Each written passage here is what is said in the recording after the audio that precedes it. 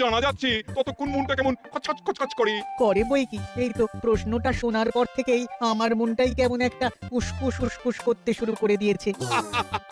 আমার হাতে একটা অস্ত্র চলে এসেছে এবার, তাই আমি এমন এক প্যাঁচ কষবো যে কৃষ্ণচন্দ্র মনে মনে কিছুতেই শান্তি পাবে না। আর তাকে অশান্তিতে রাখতে পারলে আমার যে কি শান্তি কি শান্তি, কি বলবো।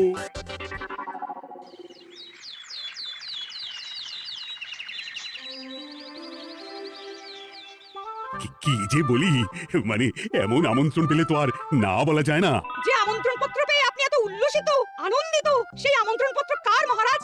আমার অনুমান এই পত্র নিশ্চয়ই নবাবের। তোমার অনুমান একেবারে সঠিক রাজ্যতীষী। উমা, তাই বুঝি আপনি এত খুশি?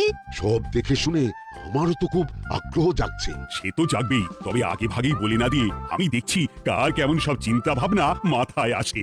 খবর তো একটা আছেই মহারাজ, তবে কথাতেই আছে না, যত হাসি তত কান্না। তাই ভালোর বদলে খারাপটাই মনে আসছে যে বেশি করে। বোঝো ঠেলা, সবকিছুতেই খালি ঘেঁটে দেওয়া। সত্যি গোপাল, আজকাল যেন সবেতেই তুমি নেতিবাচক কথা বলো। এটাই তো গোপালের স্বভাব মহারাজ। সে যাই হোক, গোপালের অকর্মণ্যতা টের পেয়েই বোধ হয় নবাব শুধু আমাকে আর মন্ত্রীকে মুর্শিদাবাদে যাওয়ার নিমন্ত্রণ করেছেন। বেশ তো, ঘুরে আসুন না তবে, শুভস্য শীঘ্রম। তবে দরকার পড়লে এই ভাঙা কুলো গোপালকেই দরকারে লাগবে, কথাটা যেন খেয়াল থাকে মন্ত্রী মশাই।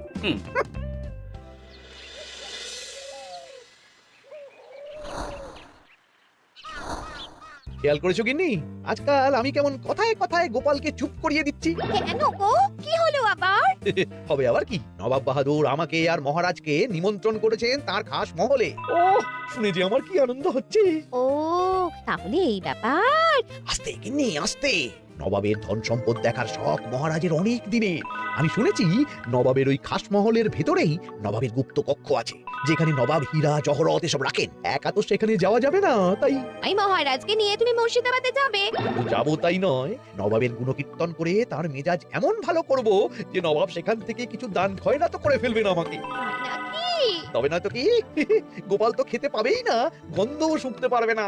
তুমি তো বারবার চেষ্টা করো গোপালকে সরিয়ে দিয়ে বাজিমাত করতে, কিন্তু শেষ পর্যন্ত চিৎকাত হয়ে যাও। গোপালই তো তখন উদ্ধার করে, সেটা তোমার খেয়াল আছে তো?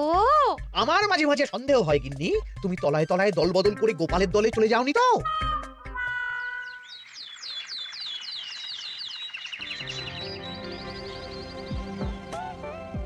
এবার বুঝলে তো দাদু, আমরা কিন্তু তোমারই দলে। ঝালে ঝোলে অম্বলে সবসময় তোমার সঙ্গে সঙ্গে থাকি। তাই যখনই পাই তখনই তোমাকে সেবা করার সুযোগ হাতছাড়া করতে চাই না, কি বুঝলে?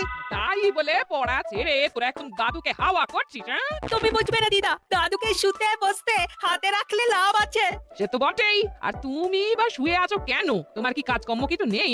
পড়ে পাওয়া 14 আনা ছুটি কাজে লাগিয়ে কদিন ভাবছি দিব্যি গায়ে হাওয়া লাগাবো, বুঝলে কি নি? আর আমরা এসে সেটাই করে দিচ্ছি। সে তো দেখতেই পাচ্ছি। তা ছুটিটা কি সে শুনি? ওদিকে মহারাজ আর মন্ত্রীমশাই নবাবের কাছে গেছেন, তাই এদিকে আমি শুয়ে পড়েছি, এই আর কি। কথাতেই তো আছে, চাষি গেল ঘর লাঙল তুলে ধর, তাই না গিন্নি? কথায় কথায় দাদু ভালোই দিয়েছে। কোথায় মহারাজ তোমাকে সঙ্গে করে নিয়ে যায়নি বলে তোমার আফসোস হবে তা নয়, উল্টে তুমি শুয়ে শুয়ে হাওয়া খাচ্ছ। আমার মন বলছে শুধু আমি নয়, নবাবও বাজাচ্ছেন ওদিকে। মহারাজ আর মন্ত্রীমশাইকে ঘটা করে কি আর এমনি এমনি ডেকে নিয়ে গেছেন সেখানে?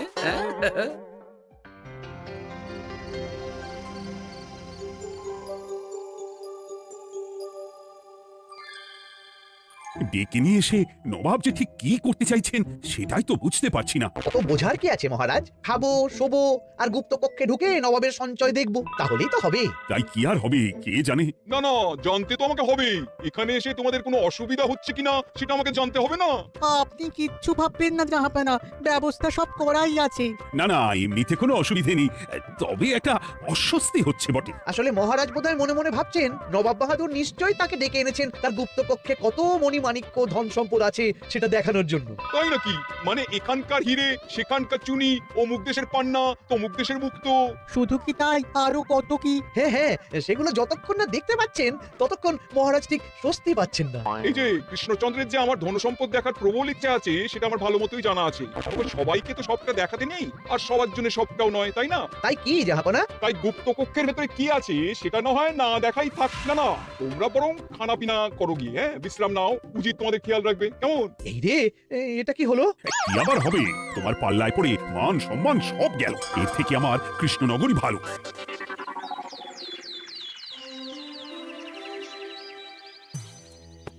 মুর্শিদাবাদ থেকে ফিরে আসার পর থেকেই কেমন থমথমে মুখ করে বসে আছেন মহারাজ। ব্যাপারটা কি? খাতির যত্ন কেমন হলো মহারাজ? কোনো ত্রুটি ছিল নাকি? না না, তেমন কিছু নয়। তবে তবে যে উদ্দেশ্যে নবাবের কাছে যাওয়া সেটাই তো সফল হলো না। গুপ্তকক্ষে ঠিক কি কি ছিল সেটাই তো জানা হলো না, তাই না মহারাজ? উদ্দেশ্যটা আসলে কার ছিল সেটা আমি এখন ঠিক বুঝতে পারছি। তোমাকে আর সাফাই দিতে হবে না। সেই বুঝবেন, তবে দেরিতে বুঝবেন। কি আর করা যাবে, ফলে যা হওয়ার তাই হবে। না না, তাই বলে নবাব যেভাবে তার গুপ্ত কক্ষে ঢুকতে না দিয়ে আমাকে অপমান করেছেন সেটা আমি মোটেই মেনে নিতে পারছি না। মহারাজের এই অপমানের শোধ তুলতে পারে একমাত্র গোপাল, আমি নিশ্চিত। ঠিক বলেছেন, গোপাল যদি দেয় কোনো চাল তাহলেই নবাব হবেন নকল। না না, এর মধ্যে গোপালের ঢোকার কোনো দরকার নেই। এটা মহারাজ আর নবাবের ব্যাপার। তুমি চুপ করো, কে কোথায় ঢুকবে সেটা আমায় দেখতে দাও। এখানে আর দেখার কি আছে মহারাজ? নবাবের মুখের ওপর তো আর কিছু বলা যাবে না। তুমি বলো গোপাল, সুযোগ পেলে তুমি নবাবকে পাল্টা শিক্ষা দিতে পারবে কিনা? সুযোগ পাওয়া যায় না মহারাজ, সুযোগ তৈরি করে নিতে হয়। তাই আমি সুযোগ তৈরিও করব আর তার সদ্ব্যবহার করব। আর এটাও বলে রাখছি, নবাবকে নাকাল করে সুদে আসলে আপনার অপমানের বদলা নিয়ে তবে ছাড়ব।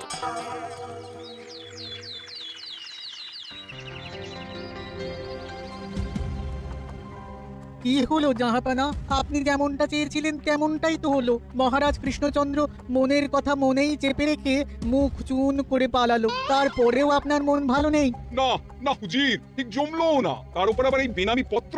সে কি, মহারাজ কৃষ্ণচন্দ্রকে অপমান করে তাড়িয়ে দেওয়ার পরেও জমলো না? হ্যাঁ, আর কোন পত্রের কথা বলছেন জাহাপানা? কে পাঠিয়েছে, কোথা থেকে পাঠিয়েছে কিছুই বুঝতে পারছি না। তবে দু চার কথা যা লেখা আছে এতে, তাতেই তো চোখ কপালে উঠেছে। আমার খাস মহলের ব্যবস্থাপনায় নাকি ত্রুটি আছে, অতিথি আপ্যায়নে বিস্তর গলদ। সেটা আবার 5 কান? এই না মানে 1 কান হলো কি করে? কানাকানি হোক বা না হোক, জানাজানি হতে কিন্তু দেরি নেই। নাও খালা সামলাও, এদিকে গোপালও এসে হাজির। এমনি এমনি কি আর এসেছি জাহাপানা? আসলে মহারাজ এসে আপনার খাস মহলে ছিলেন বটে, তবে যে শয্যায় মহারাজকে শুতে দেওয়া হয়েছিল সেটা ছিল অসমান আর শক্ত। তাই আমি ছুটে এসেছি আপনার এইরকম নিম্নমানের সামগ্রী আর ব্যবস্থাপনা দেখার জন্য। এখানে আবার দেখার কি আছে? সবাই তো জানে নবাবের ধন সম্পদের কথা, এবার না হয় আমি নবাবের দৈন্য দশার কথা জানাবো সবাইকে। এসব কি হচ্ছে কিছুই তো বুঝতে পারছি না। প্রথমে এই পত্র, তারপর গোপালের অভিযোগ এই মাত্র। না না না, এই রকম হতেই পারে না। কি হতে পারে না জাহাপানা? আমার শয্যায় কোনো গলদ নেই। আর এটা শুধু তুমি চোখেই দেখবে না, একবার শুয়েও দেখবে। আজ রাতটা তুমি আমার খাস মহলেই কাটাবে, আর ওই শয্যাতেই শোবে। হ্যাঁ, এই রকম করবেন না জাহাপানা, গোপালকে বিশ্বাস নেই। কখন যে কি করে ফেলবে তখন দেখবেন মাথা চাপড়াতে হবে। তবে এটাও শুনে রাখো গোপাল, যে গুপ্ত কক্ষ আছে যেখানে হিরে জহরাত প্রসাধনী সামগ্রী ইত্যাদি প্রভৃতি রাখা আছে, তার দরজা কিন্তু কোনো মতেই খুলবে না। সত্যি কথা বলতে কি, সেই গুপ্ত কক্ষ দেখার স্বাদ আমারও ছিল বটে, তবে কি আর করা যাবে, নবাব যেমন বলবেন সেটাই মেনে নিতে হবে। তবে মনটা আনচান করবে, এই আর কি। যাক, গোপালের মনের মধ্যেও অস্বস্তি ঢুকিয়ে দেওয়া গেছে তাহলে। বাবা, ছুঁচ হয়ে ঢোকার সুযোগ পেয়েছি, এবার ফাল হয়ে বেরোবো।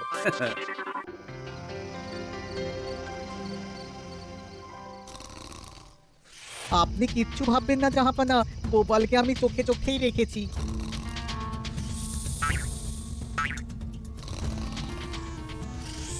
কিন্তু দেখে তো মনে হচ্ছে গোপালের শুতে কোনো অসুবিধা হচ্ছে।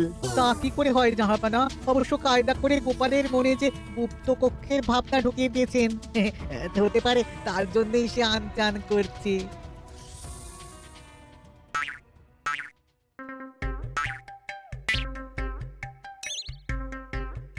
ওই দেখো, গোপাল হঠাৎ কি শুরু করেছে। তাই তো, কিন্তু কি করতে চাইছেটা কি? কি হলো গোপাল, কিছু বলবে নাকি? কি আমি কোথায়? ও, এটা তো রাসমহলই মনে হচ্ছে। এখানেই তো তুমি ছিলে, কি মুশকিল। আচ্ছা, তোমার অসুবিধাটা ঠিক কোথায় হচ্ছে বলো তো? না না, শুতে তেমন কোনো অসুবিধা বোঝার আগেই তো অন্য অসুবিধা শুরু হয়ে গেল। আসলে সত্যি সত্যি তো আর গুপ্তকক্ষে ঢুকতে পারিনি, তাই স্বপ্নে ঢুকেছিলাম মনে হলো। তারপর সেখানে ঢুকেই দেখতে পেলাম বস্তা বস্তা ধনরত্ন। আমি তো সেই বস্তার ভেতরে হাত ঢুকিয়ে সেগুলোকেই 2 হাত দিয়ে তুলছিলাম। এবার তো বুঝতে পেরেছো যে তুমি স্বপ্ন দেখছিলে। এবার ঠিকঠাক ঘুমো তাহলে।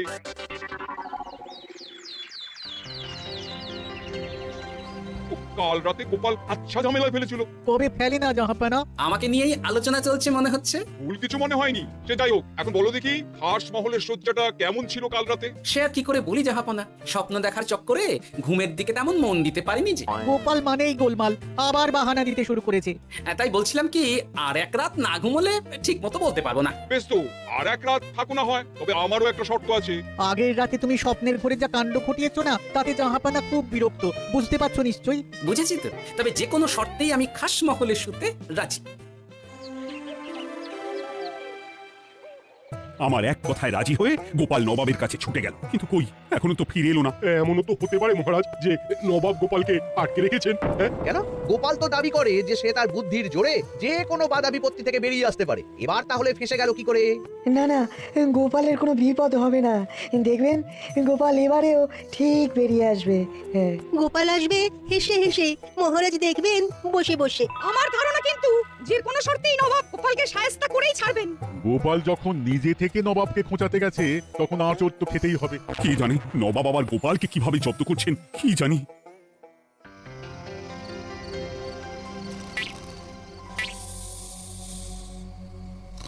ব্যবস্থাপনায় কোনো ত্রুটি নেই জাহাপানা, তবে আজ গোপালকে না আচ্ছা জব্দ করা হয়েছে জাহাপানা।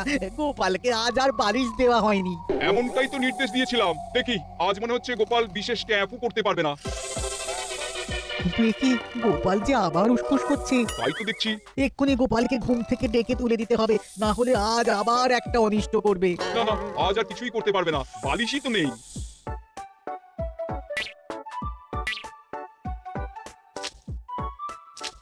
এ কি, গোপাল তো আবার শুরু করে দিয়েছে। ধরো ধরো ধরো, এক্ষুনি ধরো ওকে। আরে ওঠো ওঠো, জেগে ওঠো গোপাল। আরে হচ্ছেটা কি? আজ আবার তোমার কি হলো? এ হে, আজ আবার একটা গন্ডগোল করেছি মনে হচ্ছে। গন্ডগোল বলে গন্ডগোল, জল ছড়িয়ে কি অবস্থা করেছো দেখো। আমার কোনো দোষ নেই, কিন্তু সেই আবার গুপ্তকক্ষের স্বপ্ন এলো আর গোলমাল হয়ে গেল। আজ আবার কেমন স্বপ্ন এলো? গুপ্তকক্ষের যেদিকে আরব আর পারস্য দেশের আতরের সম্ভার ছিল, স্বপ্নে সেই দিকে ঘুরছিলাম আজ। সেগুলো ছড়িয়ে ছড়িয়ে দেখতে দেখতেই স্বপ্ন ভেঙে গেল। ওকে দাঁড়াও, কাল সকালে তোমার ব্যবস্থা হচ্ছে।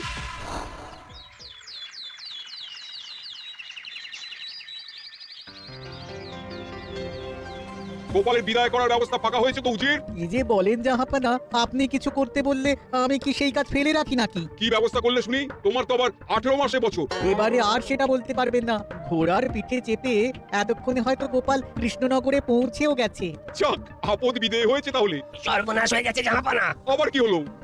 গোপাল তো ওই খাসমহল ছেড়ে যায়নি, উল্টে কোথা থেকে একটা ওই ঢেঁড়া জোগাড় করে এনে ওই সবকিছু ঘেঁটে দেওয়ার চেষ্টা করছে। বোঝো ঠেলা, এবারে নবাবই দেখুক কি করে সামলাবে।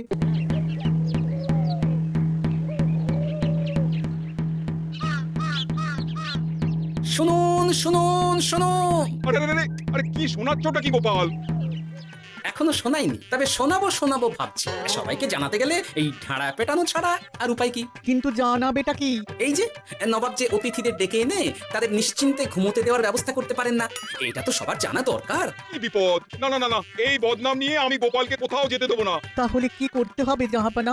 আজ রাতে গোপাল খাস মহলে শোবে। এই তো এবার পড়েছেন গোপালের জালে।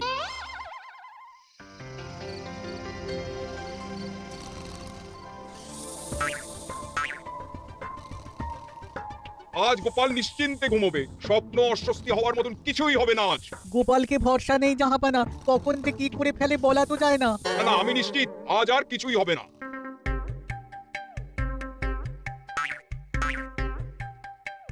হবে না বলতে বলতেই হতে শুরু করেছে জাহাপানা। আরে ওকে গিয়ে চেপে ধরো এক্ষুনি। ঘুমের ঘরে আবার কি করছো গোপাল? এবার আবার কি হয়েছে? আবার কি স্বপ্ন দেখছিলে নাকি? কি মুশকিল হলো বলুন তো দেখি। গুপ্তকক্ষে ঢুকতে পারিনি, কিন্তু তার স্বপ্ন দেখা তো থামছে না। তার মানে? আজ স্বপ্নে দেখছিলাম গুপ্তকক্ষের একদিকে দামি দামি রেশমি কাপড়, মসলিনের বিপুল সম্ভার, ওই সেগুলোই টেনে টেনে দেখছিলাম আর কি। তাই বলে পর্দা ধরে টানাটানি করতে হবে? ওই দেখুন, ওগুলোকেই তো মসলিন ভাবলাম। না না না না, এবার আমি মনে মনে স্থির করে ফেলেছি এই ঝামেলা থেকে বেরোবার একটাই উপায়, আর সেটাই এবার আমি করব।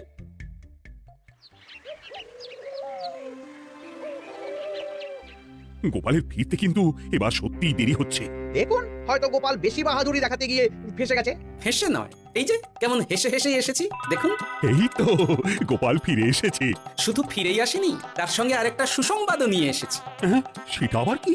আমার প্যাঁচে পড়ে নবাব শেষ পর্যন্ত বাধ্য হয়েছেন গুপ্তকক্ষ খুলে দিতে, সঙ্গে কিছু উপঢৌকনও দিয়েছেন। ব্যাপারটা ঠিক কেমন করে কি হলো বলো দেখি। বলছি মহারাজ, নবাব বাহাদুর